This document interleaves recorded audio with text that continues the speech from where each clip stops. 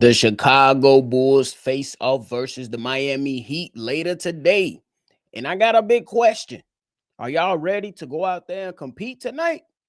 Y'all know the Bulls' physicality will be tested versus this Miami Heat team. We're going to talk about it. And then to end the show, we got to talk about Montes Buzelis being second in betting favorites to go ahead and win the most improved player. Where he's at, where can he potentially go? We're going to talk about it, break it all down, but you got to hear the music first.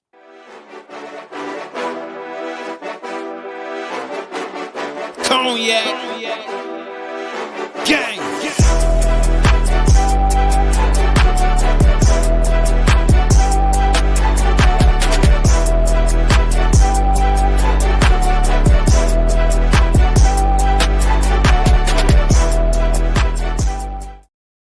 Shy Boys Podcast with the Cognac Boys. I'm Cognac Boy Bobby, and I'm holding it down on today's daily episode. So if you're tuned in, locked in, and seeing red, make sure you go ahead and hit that like button and subscribe, man.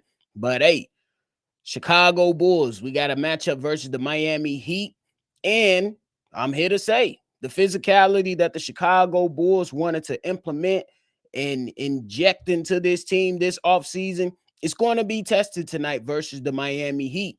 If we all remember correctly, remember over the offseason, the front office, Billy Donovan, and the players all went back and viewed that play-in matchup versus the Miami Heat.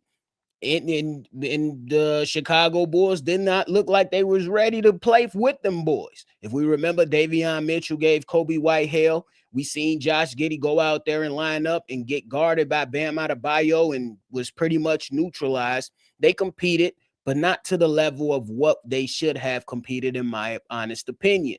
So I think that when we look at tonight, the Bulls' physicality and all the talks this offseason, this is one of those games the way you need to lace them up and get ready and go play good basketball. Because all offseason, we heard that we want to be physical. We want to be more, we want to be able to compete with some of those teams. And they even referenced the Miami Heat.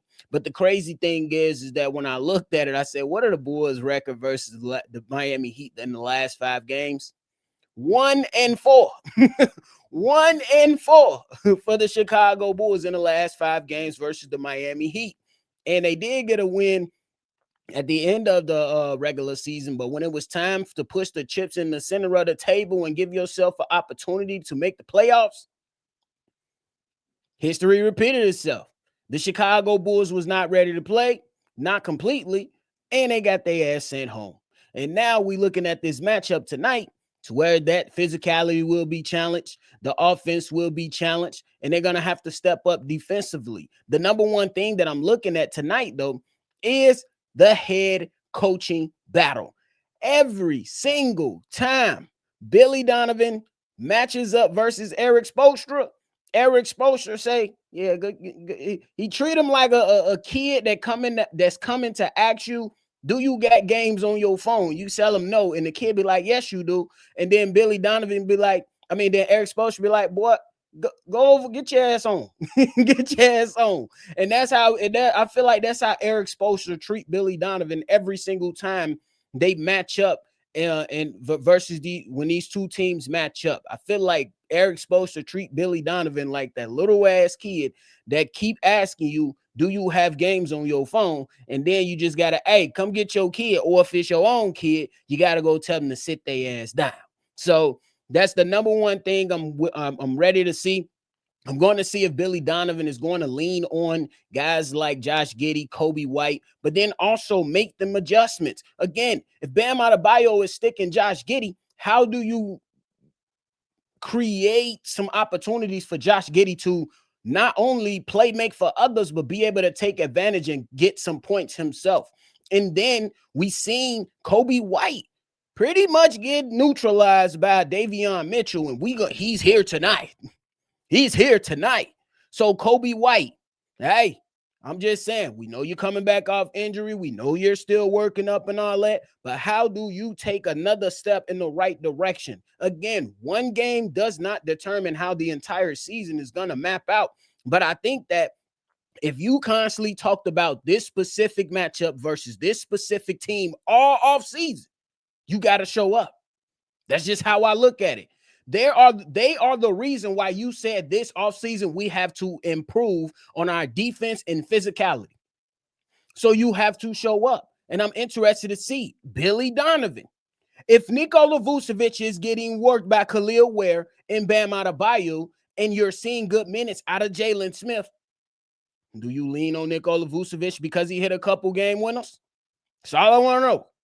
Or do you do the right thing and say that, hey, Sticks is giving us better minutes, giving us better effort defensively and offensively, and is helping the team a little bit more? Let me lean on this guy versus leaning on Nikola Vucevic, depending on how the game is going. Now, if Nikola Vucevic wakes up like he wakes up when it's time to go hit a game winner or hit a clutch shot in the fourth quarter, then we can rock with it. But if he's not playing well, how do you adjust to say, hey, maybe we got to trim some minutes off of Nikola Vucevic, give more minutes to Jalen Smith, and maybe we can revisit the thought process of having Nikola Vucevic out there.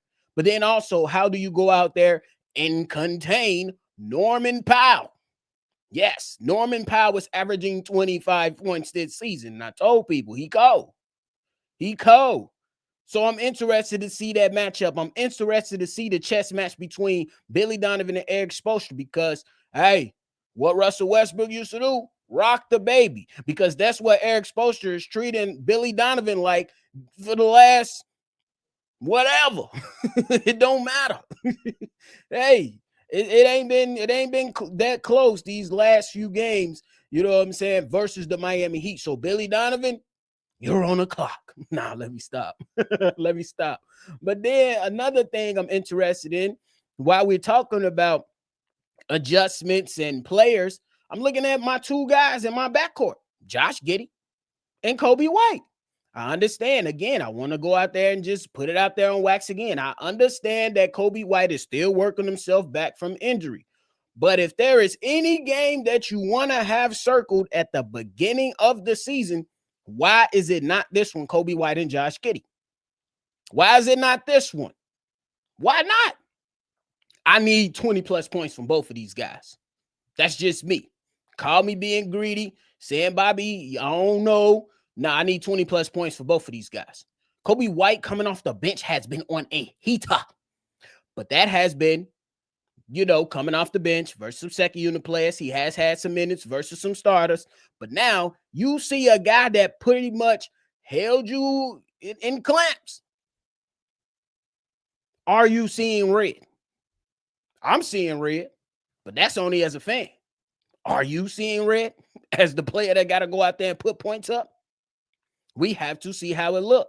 And I need, hey, Kobe White, I got to give you some kudos, my boy. You've been sliding them feet, boy. You've been sliding them feet on defense. Hold on now. Step up. Bring that physicality. That's all we want to see. That's all we want to see. And then Josh Giddey. Bam Adebayo gives you space.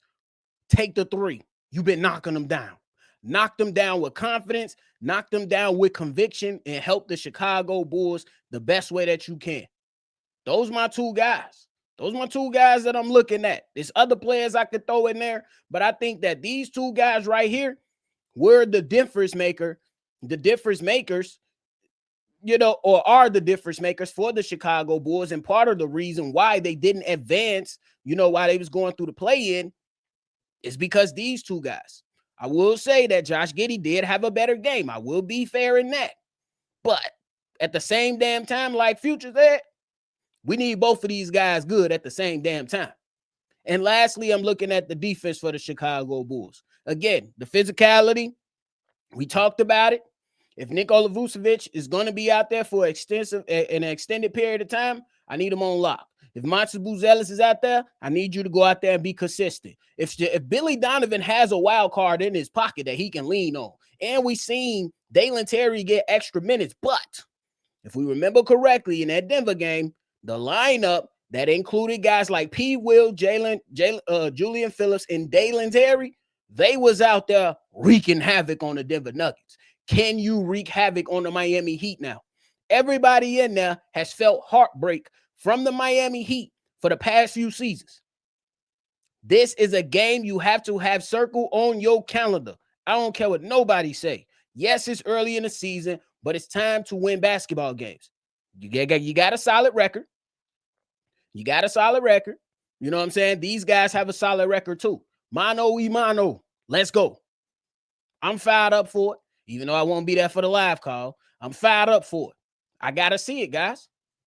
I got to see it. I got to see my guys go out there and perform and not play down to the competition, not just play up to the competition, but try to go out there and make a statement. I think that as the season goes on, there are certain wins that you can put in your win column or your loss column. Preferably the win column is what we want right tonight. We want the win. That can go out there and start letting teams know that you are for real and that you are very, very capable. That win versus Denver Nuggets, that was a check, you know what I'm saying, in the win column to say, hey, we're going to make a statement, especially the way that it was played. Depending on how you play tonight, you get a little bit more kudos if you are able to pull out the dub. Now, let's go out there and see what's to it, man. Let's see what's to it. I don't know. They got to show me. Put it on wax. But hey, before we get up out of here, we got to talk about Montes Buzelis being second in the betting favorite odds to win most improved player. That's DraftKings, FanDuel, and a couple other people out there that has been tracking this stuff for the most improved player so far on the season. Montes Buzelis is averaging 14 and 5 rebounds. For me, I hold Montes Buzelis to a high standard because I got to go off what you tell me. Depending on what you tell me, that is how I'm going to weigh all of the ways that I feel about said player. Montes Buzelis said, I want to win most improved player. My biggest thing with Montes Buzelis is consistency. That's it. I need a consistently aggressive Montes Buzelis. And Billy Donovan, let the kid learn sometime. Sometime sitting his ass on the bench, it could be a good option to allow Montes Buzelis to learn. But then on other occasions, bark at him from the sideline and see if he can get his head straight. I don't think that it always had to go to, sit on the bench.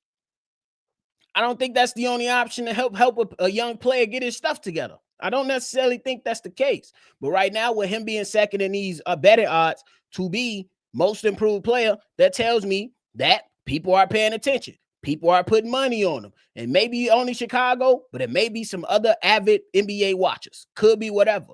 I know they don't really matter.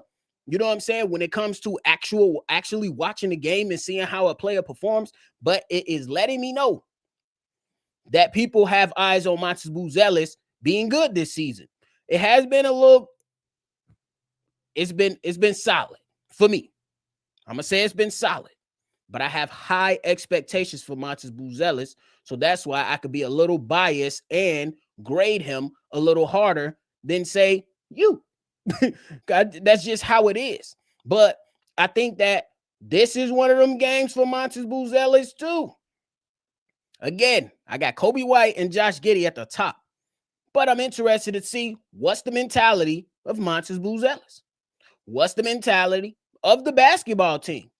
Montes Buzelis, if you go out there and you continue to average what you're averaging, but then suddenly start to have a uptick in point totals and rebounds and effectiveness and blocks and defense, because you're going to be challenged tonight. There's going to be some times where Montes Buzelis has to sit in front of Bam Adebayo.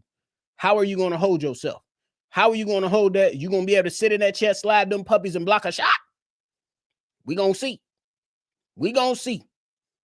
And I think he's very, very capable. He's very, very talented. It's just about being consistent. And I always tell people I stand on one standard.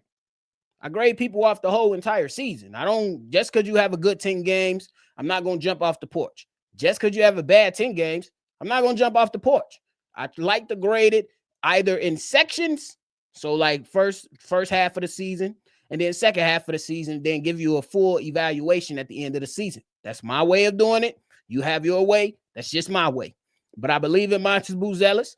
I'm holding him to a high standard, so some of the criticisms may be a little bit crazy sometimes. I can admit that. But solid so far. Now let's strive for being consistently good. Let's do that. But hey, and that's not to say that he can't have a bad game, because that happens for every single NBA player of all time. Every player has a bad game. It's just that when the chips are pushed into the center of the table, can we count on you? Same thing goes for my Kobe White and Josh Giddey tonight. I need good performances out of those guys. I really do. But hey, that is it for me today, y'all. I appreciate y'all for tuning in to another episode of Shy Bulls Podcast. Before you get up out of here, make sure you hit that like button, subscribe to the channel, and hit that notification bell as well, man. Let me know your thoughts on tonight's game and how you're feeling about Montes Buzelis being second on the betting on the betting side to win Most Improved Player. I think it's a good thing. People are paying attention to Montes Buzelis. Go out there and make us proud, young fella. But hey, we appreciate y'all over here. Make sure you always see red. Happy 4-year anniversary for me and my dog C-Dub. And a big appreciation to y'all as well, man. We do it for the love of the game. But it's definitely more possible because y'all be turning up and tuning in to all this content, man. But hey, appreciate y'all. Catch y'all on the next one, for sure. Cognac. Gang.